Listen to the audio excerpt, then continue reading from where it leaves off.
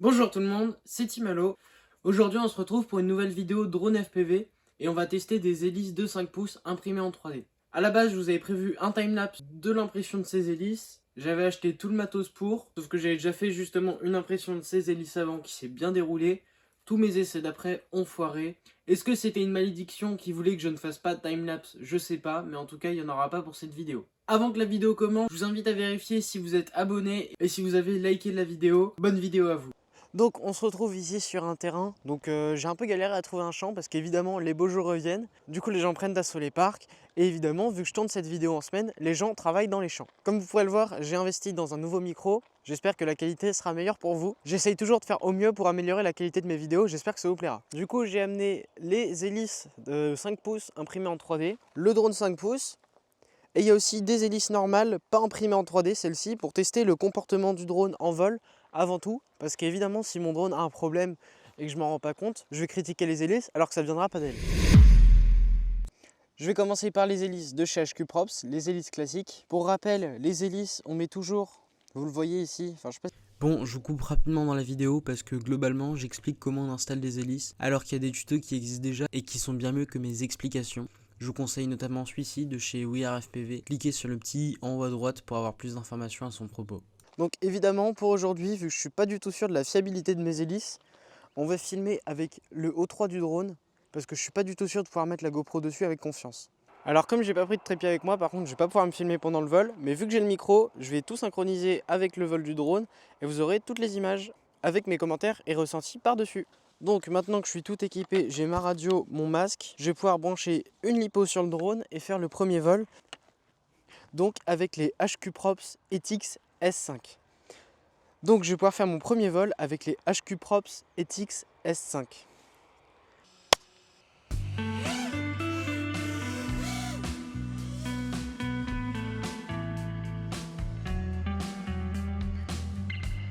Donc, tout est normal, aucun problème au vol. Le drone vole même plutôt bien. J'ai eu un problème la dernière fois. Parce que évidemment, vu qu'il fait plus froid et qu'il pleut plus, et ben les terres sont beaucoup plus poussiéreuses. Et quand j'atterris, j'avais plein de sable dans mes moteurs. Du coup, j'ai dû tout démonter, les moteurs, et les remonter pour bien les nettoyer.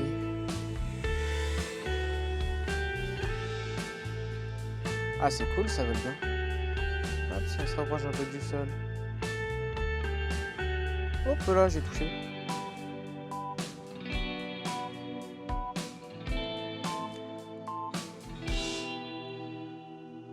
Ouais. Aucun problème là-dessus. Alors on va faire quand même quelques tests pour comparer. Donc déjà si je mets un bon coup de gaz, on voit que le drone part quand même assez vite. Alors je vais éviter de faire quand même des choses trop dangereuses parce que j'ai pas envie d'abîmer mon quad. Je vais certainement en avoir besoin prochainement pour faire d'autres choses. On a quand même une assez bonne accélération. Moi ce que je voulais tester, on a quand même un bon feeling sur les flips et puis une bonne reprise. Quand je tombe, le drone reprend assez bien. Donc ça, je sais pas si on va réussir à l'avoir sur les hélices imprimées. Et surtout, si je vais réussir à faire ça sans qu'elle casse. Parce que c'est surtout le gros point d'interrogation que j'ai sur ces hélices. Est-ce qu'elles vont résister? Alors évidemment, je suis sûr qu'elles résisteront pas autant à un choc que les HQ Props. Mais je me demande à quel point elles vont résister juste à tractionner le drone. Donc on va tester ça.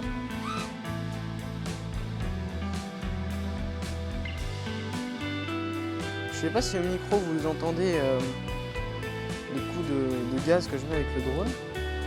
Parce qu'il doit normalement être assez bien isolé au niveau de la réduction de bruit.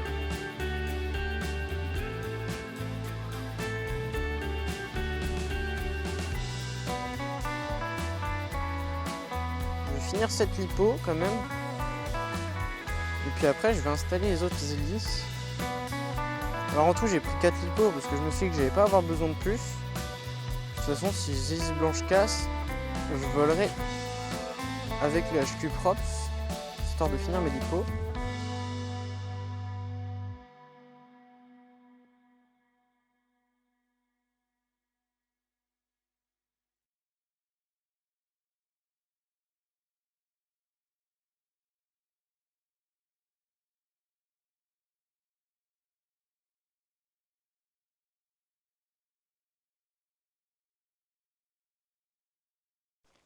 Donc je viens de faire le vol avec le 5 pouces. Ah, d'ailleurs je vais éteindre la radio, histoire de ne pas bousiller les batteries. Le ressenti de vol est super cool. J'ai bien fait de bien nettoyer mes moteurs parce que je sens que ça change par rapport à mes derniers vols. Du coup on va tester sans plus attendre avec les hélices imprimées en 3D. Et puis on va voir ce que ça donne. Donc on se retrouve dans mon atelier. Avant que vous puissiez voir le test de ces magnifiques hélices en vol, on va les tester, on va les soumettre à rude épreuve, on va faire un test de torture et on va les comparer à des HQ Props. Comme j'ai pas envie de casser des hélices qui sont complètement propres au vol, comme vous pouvez le voir, c'est des hélices que j'ai déjà bien rongées et quand je les utilise en vol, le comportement est vraiment super désagréable. Donc elles sont pas du tout neuves. C'est des hélices qui étaient bonnes à la poubelle, mais je les ai gardées pour tourner cette vidéo. Je tourne cette partie un peu après les vols. Sur place, j'ai pas eu de problème, le drone s'est pas craché. Par contre, les hélices se sont cassées pendant le transport. Donc j'ai celle-ci qui s'est cassée pendant le transport. Donc on peut voir qu'elle est en deux parties. Donc ça vole pas très bien, honnêtement. Essayez pas de mettre ça sur votre drone. Mais elle reste imprimée avec le même plastique que les autres. Et vu que je pense qu'elles vont pas tenir au test de torture, ce sera pas un mal d'en avoir plusieurs. Donc le premier test, ça va être un test de choc. Donc je vais taper les hélices contre l'établi, je vais essayer de garder à peu près la même force. Et puis on va voir si les HQ Props cassent et si elles cassent. Donc on va commencer par les HQ Props parce que je sais déjà à peu près le résultat que ça va être. Pour les avoir déjà tapés plusieurs fois contre des murs assez violemment. Je recommence parce que j'ai tapé un peu à côté. Ouais, ok. Et une dernière fois. Donc on voit que l'hélice est peut-être un peu plus pliée qu'avant. Évidemment, là où c'est abîmé, ça l'était déjà. Mais l'hélice est pas cassée du tout. Maintenant, je vais tester avec ce bout d'hélice. Pas la peine de prendre une hélice entière, je vais les garder pour les tests d'après. Et je vais le taper avec la même force. Ouais, de toute façon, rien qu'en la prenant dans la main, je sens qu'elle va casser parce que juste en appuyant un peu, sans mettre de force, sans mettre beaucoup de force, j'ai vraiment l'impression que l'hélice va céder. Du coup, je pense qu'il n'y aura même pas besoin de faire les 3 coups. Ok, donc là c'est intéressant parce que j'ai tapé, mais c'est pas là où je pensais que ça s'est abîmé. Je sais pas si vous allez bien voir, mais vraiment, c'est là où je la tenais où ça s'est abîmé. Et juste ici, ça reste à peu près intact. Donc je vais recommencer une deuxième fois. Et bah l'hélice m'a cassé dans la main. Donc c'est bien ce que je pensais au niveau de la solidité. Le PLA est bien évidemment moins résistant au choc que les HQ Props. Alors ça s'explique assez simplement, parce que comme vous le voyez, la jonction entre le centre de l'hélice et le corps est vraiment toute fine, alors que déjà ici elle est plus épaisse. En plus ici il y a plein de petites couches qui sont collées, et ce type d'hélice c'est fait en injection plastique, du coup ça fait vraiment un corps qui est beaucoup plus solidaire avec lui-même. Donc, maintenant qu'on a fait le test à la cassure, on va passer à un test à la pliure. Ce test, il va surtout servir, notamment si vous passez rapidement d'un spot à l'autre et que vous laissez les hélices installées sur le moteur. C'est pas ce qu'il y a de mieux, mais bon, ça arrive quand on est vraiment pressé et qu'on fait vraiment 10 minutes de voiture entre un spot et un autre. Donc pour faire ce test, j'ai mis les deux hélices côte à côte dans un étau. Je les ai mises côte à côte pour être sûr de mettre la même force dans les deux hélices et puis pouvoir comparer à quel moment se casse l'une et à quel moment se casse l'autre. Donc je vais pousser dans un sens, puis dans l'autre.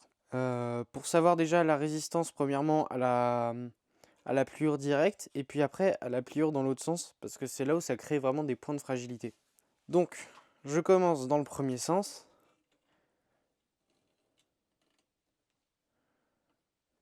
Je pense que je vais plier jusqu'à 90 degrés. Donc là les deux hélices sont vraiment bien pliées. Et on voit que les deux ont quand même pas mal de mal à remonter. Je vais dévisser vite fait l'étau pour vous montrer l'ampleur des dégâts sur les deux. Alors on voit que les deux hélices sont bien tordues et étonnamment l'hélice imprimée en 3D s'en sort plutôt bien. Je pense que ça vient du fait que par rapport au test de choc, c'est pas dans le même sens que les couches d'impression et du coup l'hélice résiste beaucoup mieux. C'est dans son sens où elle est solide. Donc Donc je vais remettre les hélices dans l'étau, exactement en même position, et puis je vais les plier cette fois-ci dans l'autre sens. Je pense que c'est là qu'on va découvrir des faiblesses. Donc c'est parti pour tester le pliage dans l'autre sens. Il y a un Insta360 qui va filmer, qui fera guise d'arbitre.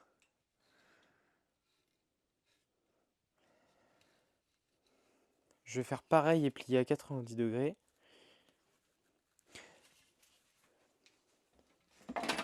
Le constat est le même, les deux hélices s'en tirent plutôt bien. Alors maintenant je vais tester à la main, du coup ce sera un peu moins arbitraire, de les secouer. Et si je la remets en position initiale, hop, je vais l'enlever. Tac, et je vais faire la même chose avec la HQ Props. Je la secoue un peu.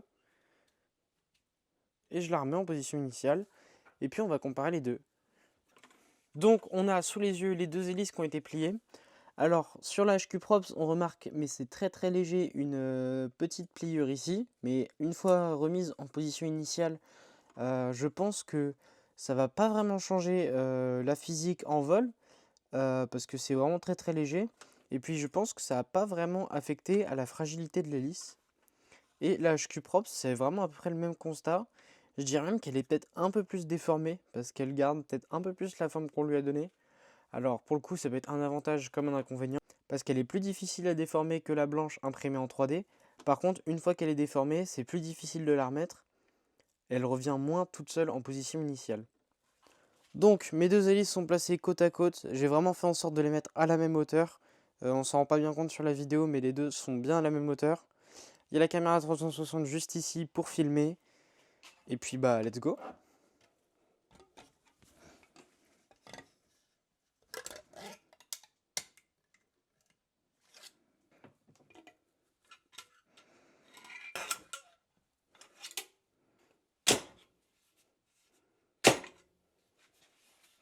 Donc bon, c'est sûr, les hélices sont toutes les deux pas mal déformées. Mais j'ai l'impression que sans les remettre droite, la HQ Prop c'est un peu moins déformée. Elle est pour le coup cette fois-ci revenue toute seule plus facilement en position initiale que celle-ci. Je vais essayer de les remettre vite fait et de voir si c'est assez facile de les remettre à la main en position initiale. Même si honnêtement, un jour si vous avez des hélices déformées comme ça, je vous déconseille fortement de les redresser, que ce soit à la main ou avec une pince pour revoler avec. Vous reprenez un sachet d'hélices et vous repartez.